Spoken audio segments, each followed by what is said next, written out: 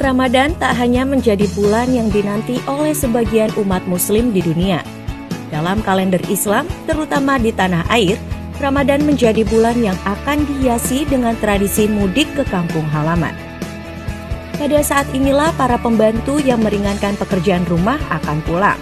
Sudah bisa dipastikan, para majikan pun harus siap kalang kabut, mengerjakan pekerjaan rumahan yang selama ini dikerjakan pembantu rumah tangga atau yang dikenal dengan sebutan PRT. Namun ada juga yang bersiap diri dengan mencari pembantu pengganti sementara atau yang dikenal dengan istilah pembantu infal.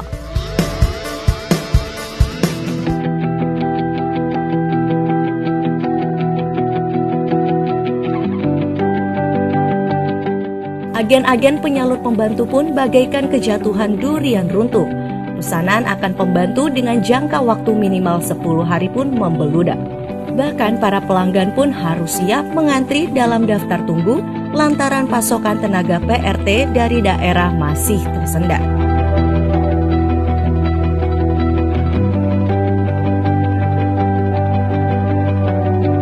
Setidaknya ada ratusan agen resmi yang siap melayani para majikan yang ditinggalkan oleh pembantu setianya. Di daerah Jakarta Barat tercatat ada 44 agen, Jakarta Timur 17 agen, Jakarta Utara 10 agen, Jakarta Selatan 43 agen, dan Jakarta Pusat 22 agen.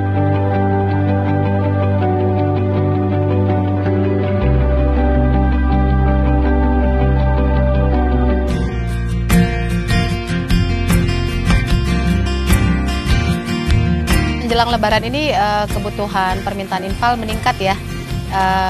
Tahun ini kita waiting list sampai pada hari ini sudah menginjak di angka 200-an waiting list untuk customer yang nantinya permintaannya paling banyak di H-7 sebelum Lebaran.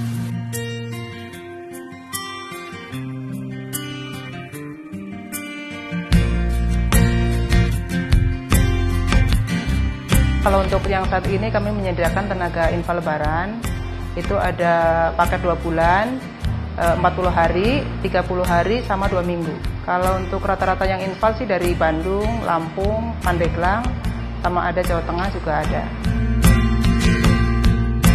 Tingginya tarif yang menggiurkan membuat para pekerja PRT memilih tak berkutat dengan acara keluarga di hari raya.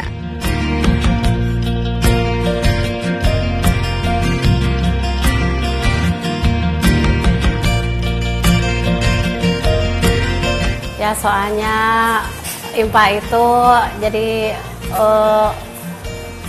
kesempatan gitu, punya modal buat lebihnya dari untuk usaha. Alasan para pekerja memang sangat manusiawi. Pengorbanan tidak merayakan Lebaran bersama keluarga memang terbayar dengan gaji yang akan didapat. Tarif rata-rata yang berlaku untuk pembantu infal berkisar antara Rp150.000 sampai Rp200.000. Waktu minimum untuk bekerja adalah 14 hari. Dengan demikian, honor yang akan diterima pembantu infal saat bekerja 14 hari adalah Rp2.800.000.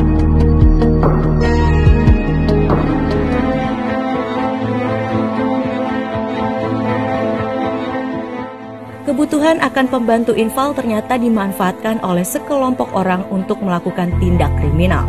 Maraknya pencurian yang berkedok pembantu rumah tangga kerap terdengar di sekitar kita. Hal ini ternyata bukanlah sekedar pencurian ringan.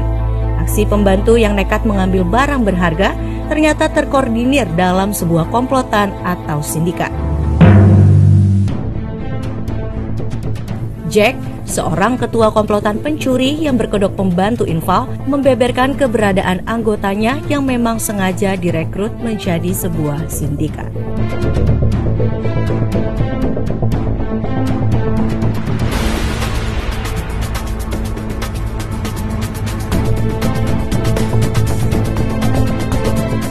Saya dan rekan mencari ke daerah-daerah, dan sebagian saya teliti sendiri apakah memang dia membutuhkan pekerjaan membutuhkan pekerjaan atau tidak, dan backgroundnya itu seperti apa. Karena di sini akan menentukan sukses atau enggaknya nanti ketika dia akan ditempatkan di posisinya masing-masing.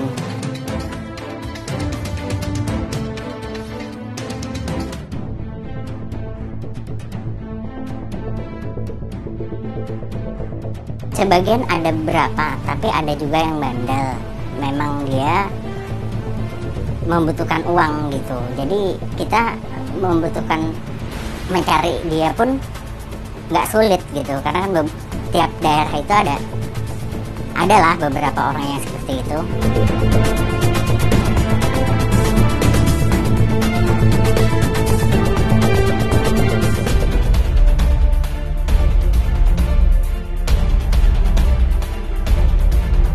Komplotan yang terdaftar terlebih dahulu ditampung dan didoktrin serta dilatih untuk mengambil barang sang majikan. Setelah dirasa memiliki kemampuan, ketua komplotan mulai berpikir untuk menyalurkan anggotanya ke agen pembantu resmi.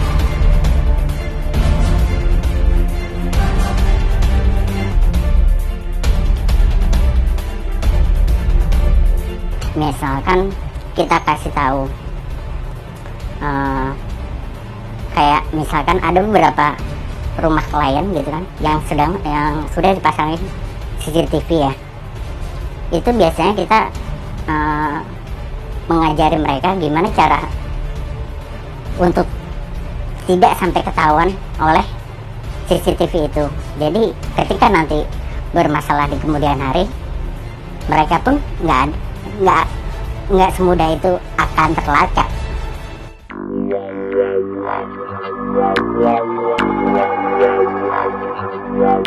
Biasanya kita memasukkan itu ada beberapa agensi yang kita kenal ya, dan mereka satu ketika ada permasalahan hukum, mereka bisa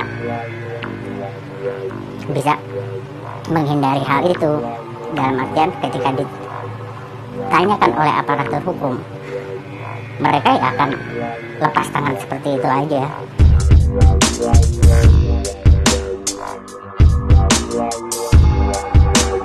Bisa berupa uang itu jelas kalau ada uang, tapi ada juga emas. Yang jelas kita larang kalau bisa jangan alat elektronik, karena alat elektronik itu biasanya mudah dilacak.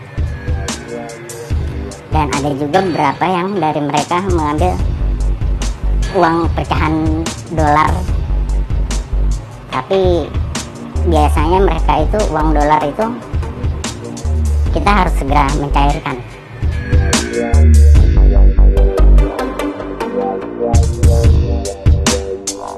Modusnya itu di saat mereka, ya kan nggak selamanya mereka pihak majikan atau tuan rumah ada di tempat ya. Biasanya mereka meninggalkan entah itu berapa saat atau berapa jam gitu. Itu yang penting hari pertama, hari kedua. Hari pertama itu dia harus sudah menguasai medan ya, harus sudah menguasai rumahnya itu seperti apa. Letak-letak misalkan dia ada keamanan atau CCTV itu seperti apa, diposisikan di mana. Dan dia harus segera tahu. Yang penting itu dalam waktu 1-2 hari itu mereka udah ya minimal ada hasilnya lah.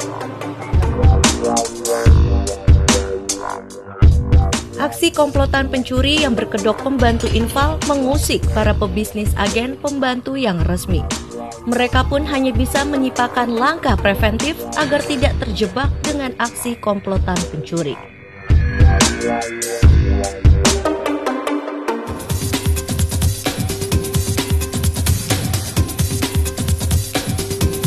Ya, antisipasinya karena saya di sini menerima tenaga kerja yang identitasnya jelas, dan setiap tenaga kerja yang dikirim ke sini sudah diketahui data-datanya, dan saya ada penanggung jawabnya di setiap daerah masing-masing.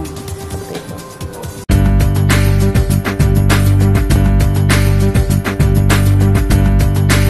Oh iya, pasti ada.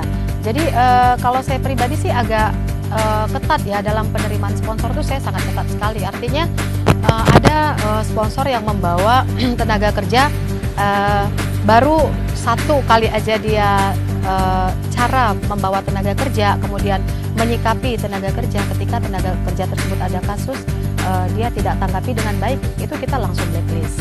Saya di awal memang sangat ketat dengan siapa dulu pembawanya, ya kan? Kalau pembawanya ini adalah orang kelurahan, kemudian punya database yang cukup baik, nah itu kita terima gitu.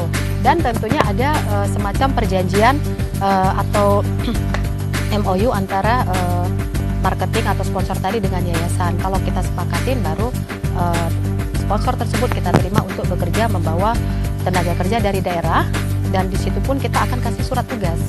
Jadi kalau dia tidak punya surat tugas ya sampai saat ini kita belum bisa terima.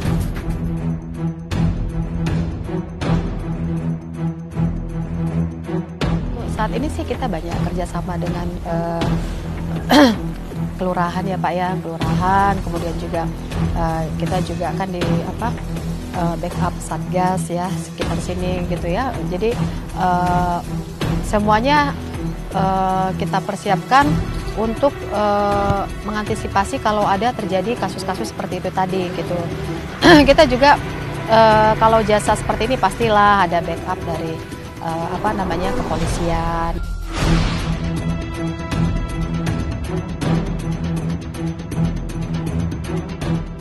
Modus yang dilakukan para komplotan pembantu infal mendapat tanggapan dari sejumlah kriminolog, salah satunya Adrianus Meilala.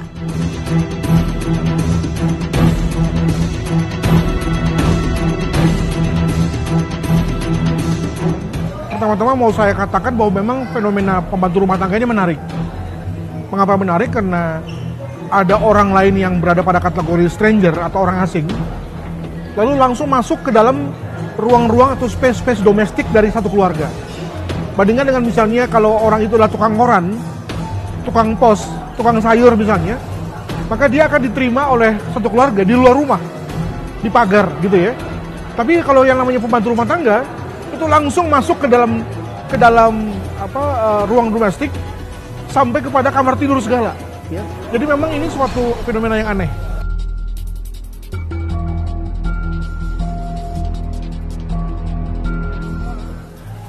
Ya wajar sekali yang bersangkutan memang mudah merekrut orang, karena memang untuk menjadi PRT, apalagi PRT yang berkualifikasi tidak punya skill, maka banyak orang yang mau, ya.